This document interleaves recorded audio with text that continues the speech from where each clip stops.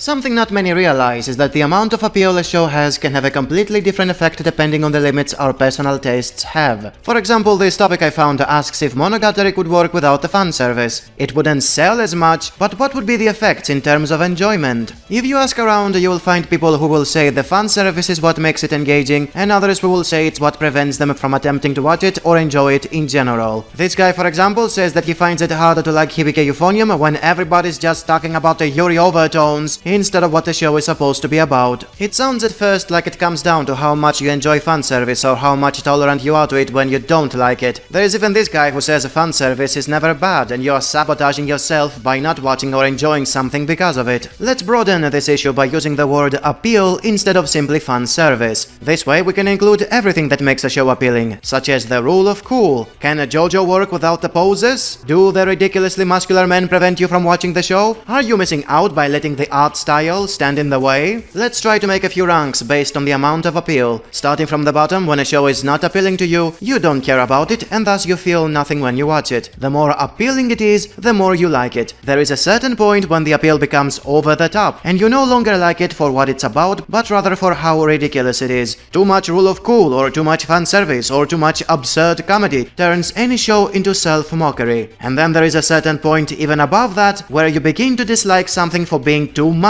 to the point it's not appealing anymore. As this guy puts it, to truly hate something you have to love it first. This is where subtlety comes into play. Usually the older and more experienced we get, the less tolerant we become with bombastic presentation, either because we get tired of it or because the brain seeks more practical or less obvious approaches. We can add to all that the boost in appeal from the popular opinion. When someone says he likes a show but hates its fandom, he basically means that the excitement of fans increases the impression you have of it to the point it goes over your tolerance limit. Hype in small quantities can help you enjoy a show more thanks to how others react to it. In huge quantities, it becomes insufferable and damaging to enjoyment.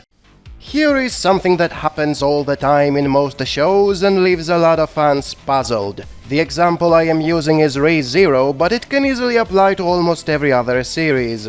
So this fan was asking, why are people losing interest in the show when what is currently happening is very important for the plot? And the vast majority of the comments he got are the same answer he would get in any other show, which is no longer the same as when it began. A large portion of the audience is not getting what it liked at first, and therefore is bored with it. Now, in case you don't know, the current episodes are about flashbacks that flesh out many of the minor characters and are explaining things that happened in the past that led to the events that are taking place in the present. All that sound very interesting and a positive thing for any show. Fleshing out the minor characters, answering whatever questions you might have had thus far. That's great, why are people finding all that boring? And the answer is, because they are. The main reasons most were watching the show for were the suffering and the waifus. It wasn't the minor characters or the world building, which are frankly very possible and were hardly getting any attention all this time. Anyone who finds it weird to understand why is this happening is anyone who still doesn't get that the average fan of this series began watching it because it had waifus and gore porn. He doesn't give a shit about the past of unimportant characters, and he sure as hell doesn't care about the lore. It's the exact same thing that happened with the politics of Attack on Titan, the war of the underworld in Sword Art Online, and every arc that shows what nobodies are doing in Overlord. If these shows had given more focus on secondary characters and plot lines since the very beginning, and if they were not mindless soft porns and action flicks, then people would indeed care when there is a flashback that fleshes out minor characters and answers questions. But they didn't do that. They were focusing too much on dumb shit for 40 episodes or so, and then tried to move to other people and aspects that were completely overlooked thus far. Guess what? The average casual doesn't care about any of that. It's the same thing as having a 12-episode flashback about Yamcha and the reasons why he eventually became a baseball player. Would they flesh him out and explain a few things? Sure, but would anyone care about any of that when the main appeal of the show is Goku and Vegeta changing hair colors as the audience tries to calculate their power levels for over 30 years? Despite adding to a show, a lot of things are not the main appeal of the show, and thus they are boring for the vast majority of the audience. So stop wondering why every show that tries to go beyond its main appeal becomes boring despite quote-unquote becoming better. I was planning to make episodic impressions on the current season of Sword Art Online, but I couldn't because nothing was going on for a dozen episodes that was worthy of making a video about. It was just a bunch of nobodies fighting a bunch of other nobodies. It's the same case with Black Clover. I used to make a video for every episode, and then the plot became nobodies fighting nobodies for dozens of episodes. What is there to talk about? There is nothing going on. And what is there to be hyped about either? You will notice how the hype for these shows died out for the same reason. Nobody talks about them anymore because they lost what they liked about them at first. It's Overlord after they moved away from Skeletor and his yandere waifu to a bunch of nobodies. It's One Punch Man after it stopped being about One Punch Man. But every show has its fans and they will always defend it no matter what it turns into. And if you pay attention to how they always reply to anyone who asks where did the hype go, it's pretty much always the same answer. Oh, the mangaka got really better with time, the writer matured and improved the content, the stories are no longer about a few overpowered idiots, and the setting has opened up to include a whole bunch of other characters, which make the plot a lot more complex.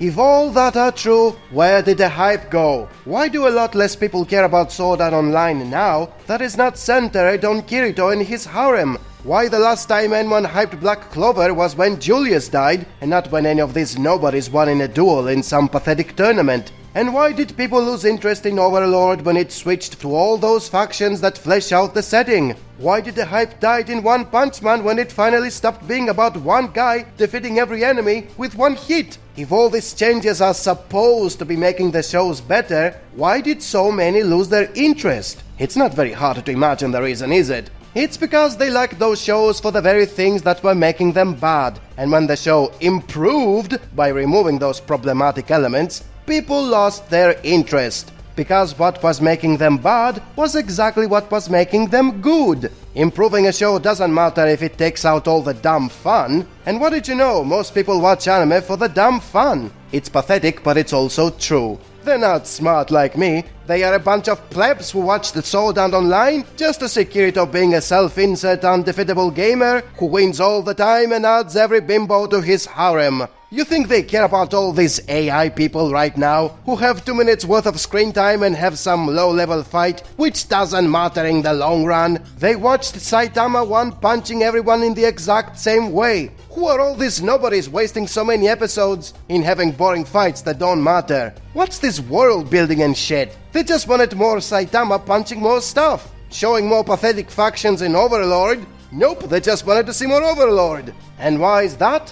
Because the best parts of a show were also the worst parts of a show, as well as the main attraction of the show. Take them out so you can make the show deeper or smarter or whatever, and people will lose their interest because for most of them it was just dumb fun and nothing more. Dragon Ball Super has chapters about the Z-Fighters battling the minions of Moro? Who gives a shit? Give us more Goku and Vegeta transforming and punching Moro. My gay food fetish has another school tournament where kids from another school have friendly duels. Who gives a shit? Give us more Deku crying and Bakugo being a jackass who blows up shit. The Black Bulls are fighting elves or some shedding Black Clover. Who gives a shit? Give us more Asta and Yuno being overpowered just because, and being rivals for no reason at all. That's what people always wanted from those shows. Damn fun. Most of them never wanted anything else, much less losing the bad parts for smarter and better things. Because that's what they always were. And in case you didn't notice it yet, most of the hype in any show is about the dumb shit. If you take out the dumb shit, you lose what most of the audience consider to be the best parts.